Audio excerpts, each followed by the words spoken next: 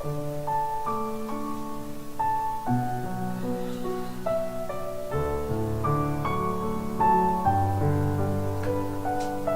안녕하십니까? 황타바에 오신 거 환영합니다. 오늘부터 이제 창세기 16장 들어가겠어요. 진도가 좀 늦어서 답답한 분들도 있으실 텐데 할 얘기를 또 안 할 수는 없으니까 16장도 조금 나눠서 이렇게 하도록 하겠습니다. 오늘 일단 이제 16장은 그 아브라함과 하갈, 사라 이야기인데요. 일단 석절만 읽고 시작하겠습니다. 7절, 8절, 9절입니다. 여호와의 사자가 광야의 샘물 곁 술길 샘 곁에서 그를 만나 이르되 사라의 여종 하갈아 내가 어디서 왔으며 어디로 가느냐. 그가 이르되 나는 내 여주인 사례를 피하여 도망하나이다. 여호와의 사자가 그에게 이르되 내 여주인에게로 돌아가서 그 수하에 복종하라. 뭐 이제 이런 얘기예요. 이제 살면서 주변을 돌아보면 완벽한 집안이라는 게 없어요. 어느 집이나 이제 잘 나가는 구석이 있는가 하면 이제 막장도 있게 마련인데 그 아브라함은 믿음의 거장이지 않습니까? 그러면 아브라함 집안은 어땠을 것 같아요? 아주 훌륭하고 완벽하고 그랬을 것 같습니까? 그렇지 않아요. 사람 사는 모습이 다 비슷하지요. 뭐 아브라함 집안에도 막장이 있었습니다. 그 얘기를 좀 하려고 생각합니다. 지난번 시간에서 이제 창세기 15장에 하나님과 아브라함이 만난 조우한 이야기를 했는데 언약을 제가 확인했잖아요. 하나님께서 야 너 내가 아들 줄게 분명히 그러셨고 아브라함 걸 제 확인했잖아요. 제사까지 드리고 뭐 흑암도 몰려오고 막 그랬는데 이게 사람이 얼마나 위약한 존재인지 모르겠어요. 하나님도 안 보이고 아들은 계속해서 뭐 소식이 없고 그러니까 사라가 슬그머니 나한테 여종 하갈이 있는데 좀 받아들여서 아들을 낳아라 이렇게 이야기하니까 다시 또 이게 홀랑 넘어가는 것 같아요. 그러니까 이게 인간적이기도 하고 또 약해 보이기도 하고 하나님의 말씀을 들을 때는 좋은데 이게 하나님 보이지 않으면 약해지는 인간의 모습을 보는 것 같아요.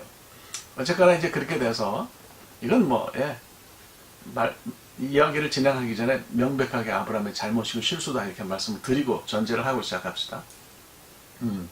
늘 말씀드렸듯이 하나님은 인간의 잘못된 역사 속에 들어오셔서 divine intervention 이것을 뭐라 그럴까 제대로 된 방향으로 잘못된 인간의 생각을 제대로 된 방향으로 막 바꾸시죠. 이제 그것이 성경의 기록이라는 것을 이해하시면 될 것 같아요.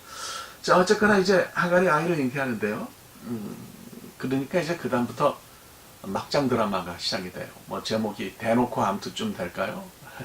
뭐 하여간 그렇게 됩니다. 자, 인간의 본성이라는 게 참 그 동서고금을 막론하고 비슷합니다. 뭘 믿고 그랬는지는 모르겠어요. 사실 뭐 하갈이 아이를 가졌다고 해도 그 신분이 변하는 것은 아닌데 고대니까 뭐 하여튼 사라에게 대들죠. 그런 건 많이 봅니다. 그죠? 고개 숙이고 살다가 내가 조금 힘이 생겼다 싶으면 그냥 대놓고 이렇게 막 하고 그런 사람들도 있어요. 뭐 하여간 그래서 사라가 이제 수모를 겪게 되죠. 이게 뭐 나는 아이를 못 낳는데 아이 가졌다고 나를 이렇게 무시하는구나. 이제 이렇게 되면 이게 누가 옳고 그르고를 따질 것 없이 감정이 서로 상하는 겁니다. 그래서 사라가 수모를 당하니까 처음에는 좀 당하지만은 안주인이잖아요. 결국 막강한 그 위세를 내세워서 전열을 가다듬고 정면 돌파를 해요. 그래서 남편의 묵인하에 하갈을 학대하고 견디다 못한 이제 하갈이 집을 나가죠. 드디어 막장이 말을 올렸습니다. 여기서 이제 한 가지 관심을 가지고 봐야 될 거는 창세기 16장 6절이죠. 6절에서 사라가 이제 그 하갈을 학대했다 그러는데요. 이 학대했다는 동사를 좀 봐야 돼요. 이게 히브리 말로 아나입니다. 아나. 근데 이게 이제 재미있는 것이 출애굽기 1장에서도 발견이 돼요. 그러니까 그 애굽 사람들이 이스라엘 백성을 학대하고 억압했다. 영어로 afflict 했다라는 표현에 이 동사 아나 동사가 사용이 됐어요. 그러니까 그 애굽이 이스라엘을 학대한 거나 뭐 사라가 하갈을 학대한 거나 구체적인 방법은 달랐을지 모르지만은 성격은 같았다고 볼 수 있어요. 고통과 학대 강도가 비슷했다. 이렇게 우리가 볼 수 있는 거죠. 그러니까 이스라엘 백성이 견디다 못해서 하나님께 부르짖어야만 했던 정도의 학대를 하갈도 당했다. 이렇게 생각합니다. 그러니까 이제 이스라엘도 결국은 출애굽했고요. 하갈도 탈출했어요. 그 아나라고 하는 학대 수준이 그 정도다라는 것을 이제 볼 수가 있습니다. 그래서 이제 하갈이 집을 뛰쳐 나오는데요. 어디로 가려고 했을까요? 원래 애굽 사람이니까 아마도 목적지는 이제 고향인 애굽이었을 가능성이 높은데요. 거기 멀어요. 시내 광야를 지나야 되거든요. 애도 가지고 있는데 어떻게 빨리 가겠어요. 또 그 엘리야가 열왕기상 19장을 보면 부엘쉐바에서 이제 그 호렙까지 가잖아요. 근데 애굽도 아니고 호렙까지 가는데 40주야가 걸렸다고 그러잖아요. 예, 그렇죠? 예. 제가 여기서 한번 이제 전체적으로 그 하갈이 애굽을 향해 가다가 지나가게 된 술광야 그림을 사진을 한 장 이렇게 보여드릴 텐데 이걸 보시면서 좀 설명을 드리면 될 것 같아요. 그 당시에 이제 아브라함은 그 헤브론의 마므레에 거주를 한 걸로 보입니다. 창세기 14장 13절을 보면 그런 것 같아요.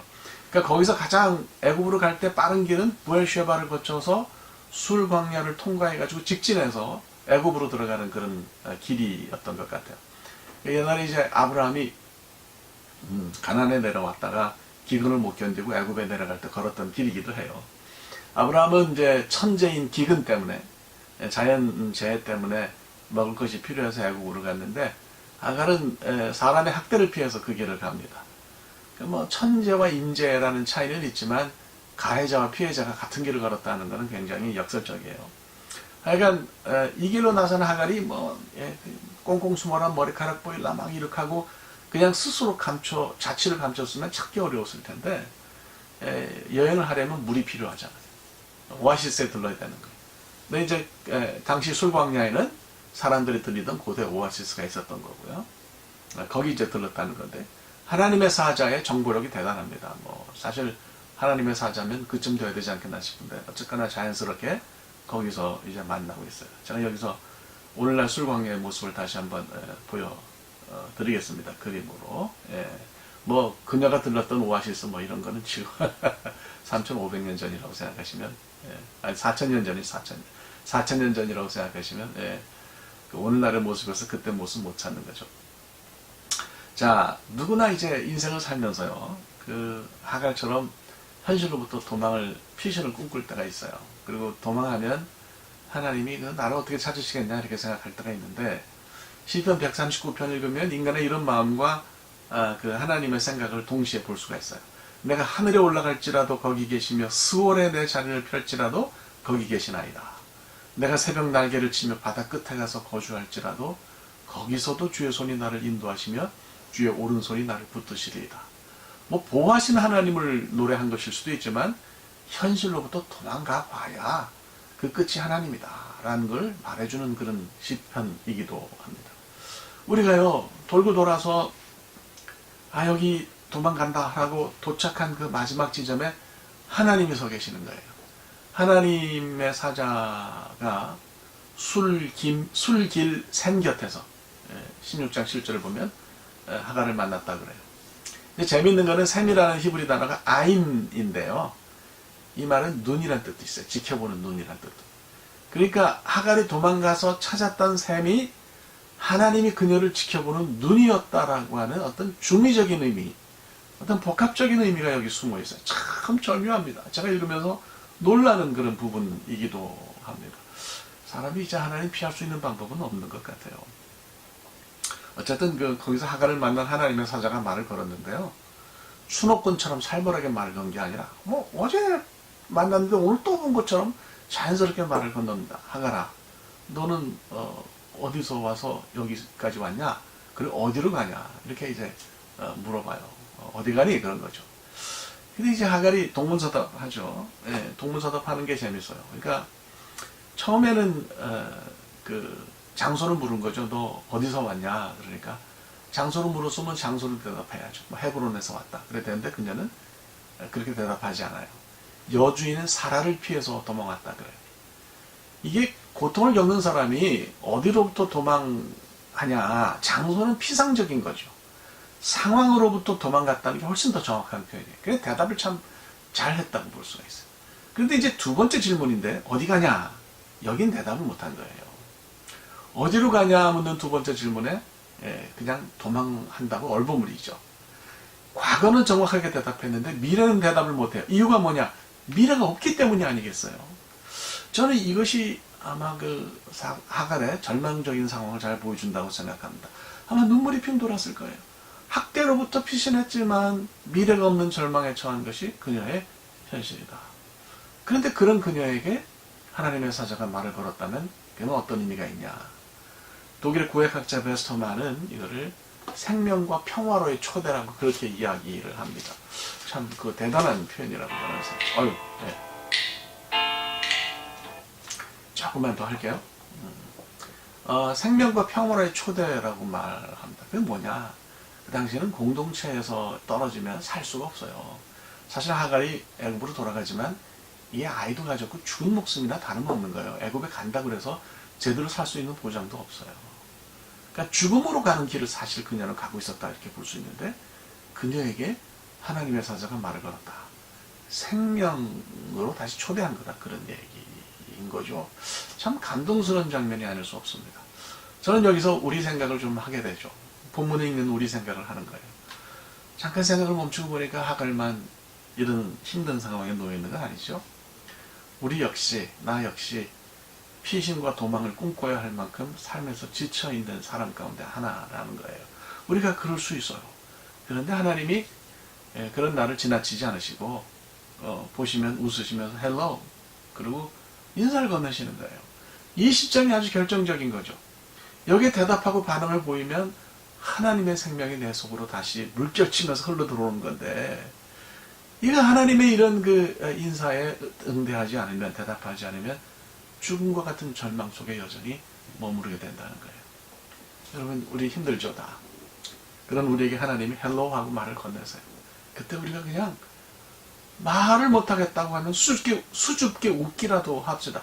하나님의 인사에 반응을 보이면 되는 거 아니냐 싶어요. 그렇게 하나님이 말을 거실 때 반응을 보이면 우리의 미래가 고개를 든다고 생각합니다. 하갈은 수줍게 또 솔직하게 사자에게 반응했어요. 둘이 말을 주고 받을 때 이 막장 스토리가 반환점을 돌았습니다. 해결의 실마리가 보이는 거죠.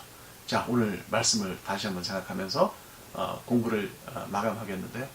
하나님이 절망 속에 있는 우리에게 말을 거시면 어차피 도망 못 가니까 그냥 같이 인사합시다. 웃으면서 반응합시다. 그때부터 새로운 미래가 시작된다고 믿습니다. 오늘 여기까지 하겠습니다. 감사합니다.